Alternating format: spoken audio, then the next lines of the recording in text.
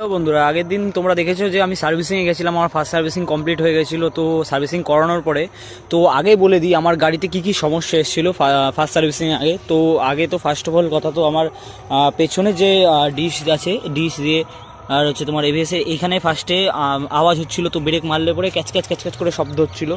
তো তারপরে কিছুদিন পরে আবার সামনের ডিশেও সেম প্রবলেমটা এসেছিলো, হালকা হালকা করে আওয়াজ হচ্ছিলো। তো আমি যখন সার্ভিসিংয়ে গেছিলাম তো তখন বললাম যে ওদেরকে যে আওয়াজটা কেন হচ্ছে।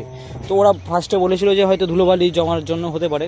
তো যাই হোক, ধোয়ার পরে গাড়িটা যখন ধোয়ার পরে যখন টেস্টিংয়ের জন্য বেরিয়েছিল, তো ফার্স্টে তো যে সামনে যে ডিশটা ছিল, তো ওটা ধোয়ার পরেই এর সাউন্ডটা পুরোপুরি চলে গেছে। এর এইখানে কোনো সাউন্ড আর হচ্ছে না। তো আর কিন্তু ধোয়ার পরে যখন পুরোপুরি সার্ভিসিং হলো, তারপর ধোয়ার পরে ওরা যখন পেছনের চাকাটা যখন খুলে নিয়ে এখানে আওয়াজ হচ্ছিলো বলে এখানে ঘষে ওরা ঠিকঠাক করলো। কিন্তু তারপরেও যখন আমি আবার টেস্টে বেরোই, তো তখন ওই টাইমটায় ওই মুহূর্ততে তখন আমার গাড়ির তখন আওয়াজ হচ্ছিল না। বাট যখন আমি শোরুম থেকে বেরিয়ে আসি, ওটা কমপ্লিট করার পরে যা যা প্রসেস থাকে তো ওগুলো করে তারপর আসলে আমার এখানে আরও হয়েছে, মোবিল চেঞ্জ হয়েছে, এয়ার ফিল্টার চেঞ্জ হয়েছে। তো এগুলো চেঞ্জ হয়েছিল। তো গাড়িতে আর এমনি কোনো আদার্স কোনো সমস্যা আমার আর আসেনি।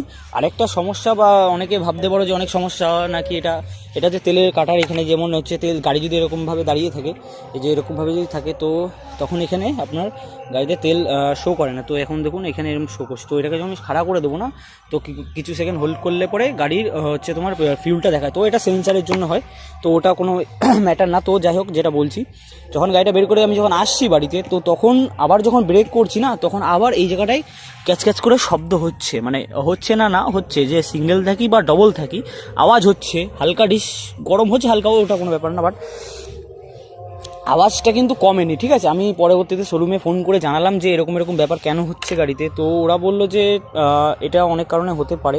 তো যাই হোক, ওরা বললো সেকেন্ড সার্ভিসের সময় আসুন, তারপরে দেখছি। বাট এটা জানি না এটা সবার হচ্ছে কি না, বাট আমার তো এখনও ঠিক হয়নি ফার্স্ট সার্ভিসিংয়ের পরেও। তো কারোর যদি ঠিক হয়ে থাকে বা কীভাবে ঠিক হয়েছে আমাকে একটু জানিও। আর আমার তো এটা এখনও ঠিক হয়নি, এই ডিশে এখনও আওয়াজ হচ্ছে, ডবল থাকি, ট্রিপল থাকি বা যাই থাকি না কেন। তো সিঙ্গেল থাকলে পরে আওয়াজটা একটু কম হয়, বাট ডবল হলে পরে আওয়াজটা একটু বাড়ে। তো এটা জানি না কী করে ঠিক হবে, দেখি সার্ভিসিং সময় গিয়ে দেখতে হবে আমার গাড়িটা। তো এই গাড়ির আমার এখনও পর্যন্ত আর কোনো সমস্যা আপাতত আসেনি। আর যেটা বলেছিলাম যে এই যে এখানে যে ক্র্যাশটার কথা, তো ওখানে কি আবার বললাম, তো ওরা কিছু করতে পারবে না এই ব্যাপারটা। সে ঠিক আছে, সেটা তো ওইটুকু আর কি বলবো। বুকে তো বিরাট বড় আগেটা আঘাত লাগলো নতুন গাড়িতে পড়ার পরে। তো এইটা হচ্ছে আমার গাড়ি। তো আশা করি ভিডিওটা আপনাদের কাছে আমি অনেক কিছু বলতে পারলাম যে এই ব্যাপারগুলো হচ্ছে। তো আর যারা নতুন এই এক্সট্রিমটা নিয়েছো, ডুয়েল চ্যানেল এভিএসটা, তো কার কোনো সমস্যা এসছে কিনা ফার্স্ট সার্ভিসিংয়ে, তাহলে